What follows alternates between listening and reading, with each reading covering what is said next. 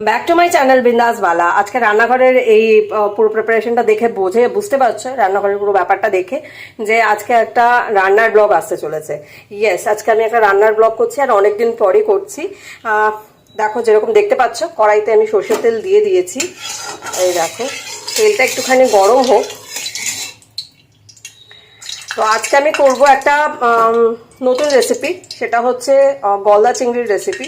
তো এই দেখো, মাছটাকে আমি জাস্ট ম্যারিনেটও করিনি, নুন হলুদ দিয়ে রেখেছি। এটাকে এবার ভালো করে ম্যারিনেট করে নুন হলুদ দিয়ে একটু হালকা ভেজে নেব। এই দেখো, চিংড়ি মাছটা আমি কড়াইতে দিয়ে দিয়েছি এবং অল্প করে ভেজে নেব, খুব বেশি না, একটু নেড়ে ছেড়ে হালকা একটু ভেজে নেবো। যেরকম কিন্তু তোমরা সবাই জানো যে চিংড়ি মাছ অনেক বেশি ভাজতে নেই, তো হালকা করে একটু ভেজে নেবো। এই দেখো, চিংড়িগুলো আমার সুন্দর করে ভাজা হয়ে গেছে। এখানে মোটামুটি ওই 550 থেকে 600 গ্রাম চিংড়ি আছে। এটা আমার মোটামুটি ভালো করে ভাজা হয়ে গেছে।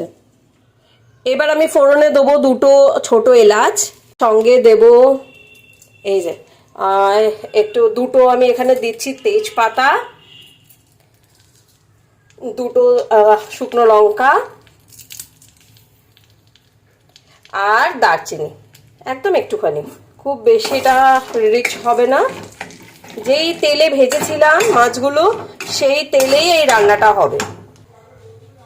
ফোড়নটা থেকে যখন একটু সুন্দর গন্ধ বেরোবে, তখন আমরা এর মধ্যে দিয়ে দেবো, এখানে আমি সেদ্ধ করে দিয়েছি 4টে, মানে যদি একটু মিডিয়াম সাইজের পেঁয়াজ হয় তাহলে 4টে পেঁয়াজ, তার মধ্যে দিয়েছি 3টে টমেটো আর 4 কলি রসুন। সেটা আমি একটু হালকা সেদ্ধ করে এরকম করে গ্রাইন্ডারে ভালো করে ঘুরিয়ে নিয়েছি, মিক্সিতে একটু বেটে নিয়েছি। ফোড়ন থেকে আমার ভালো গন্ধ বেরোতে আরম্ভ করে দিয়েছে। এবার এর মধ্যে দিয়ে দেবো আমি এই পেস্টটা।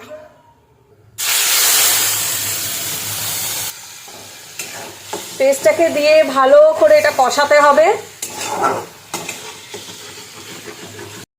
দেখবে তুমি যে কষাচ্ছ, তো সেখান থেকে এরকম সুন্দর করে তেল ছেড়ে ছেড়ে আসছে। এই দেখো, সুন্দর কষে গেছে, তেল ছেড়ে দিচ্ছে মানে সুন্দর কষে গেছে। এই দেখো,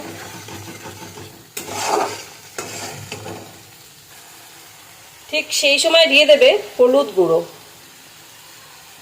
দিয়ে একটু ভালো করে মিশিয়ে নেবে।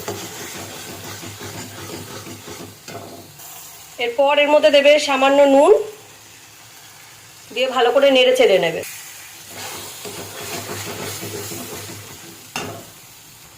এইবার এর মধ্যে দিয়ে দেবে কিছুটা ছেঁড়া কাঁচা লঙ্কা, দিয়ে ভালো করে মিশিয়ে নাও।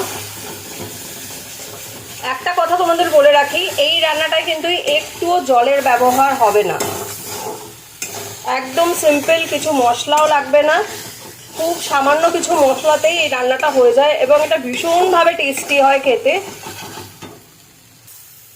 যখন ব্যাপারটা ঠিক এইরকম হয়ে যাবে এবং একটা সুন্দর গন্ধ আসতে আরম্ভ করবে, তখন আমি দিয়ে দেবো দুধ। এই রান্নাটা পুরোটাই দুধে হবে। এবার এর মধ্যে দিয়ে দেবো সামান্য চিনি।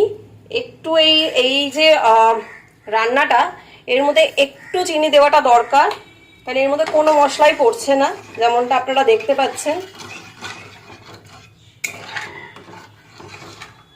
কালারটা ভীষণ সুন্দর এসেছে, দেখুন। এই দেখুন, ফুটে গেছে পুরো ব্যাপারটা সুন্দর করে। ঠিক এই মুহূর্তে আমি মাছগুলো এর মধ্যে দিয়ে দেবো। সব মাছগুলো আমি এর মধ্যে দিয়ে দিচ্ছি।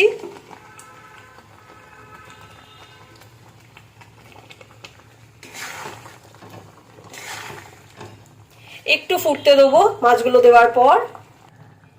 হয়ে গেছে আমার পুরো রান্নাটাই, দেখুন ফুটছে। এবার জাস্ট ওপর থেকে দিয়ে দেবো একটুখানি কসুরি মেথি।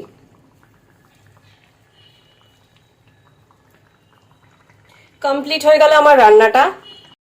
হয়ে গেছে চিংড়ি মাছের আমার এই রান্নাটা। তোমরা বলো এই সিম্পল চিংড়ি মাছের রান্নাটা কেমন হয়েছে। আর যদি তোমাদের এই রান্নাটা ভালো লেগে থাকে, please do like, comment, share and subscribe my channel বিন্দাস বালা। ভালো থেকো সবাই, বাই। আর যেহেতু আমি এই রান্নাটার কোনো রকম কোনো নাম দিইনি, তো তোমরা একটুখানি জানিও যে এটার কি নাম দেওয়া যায়।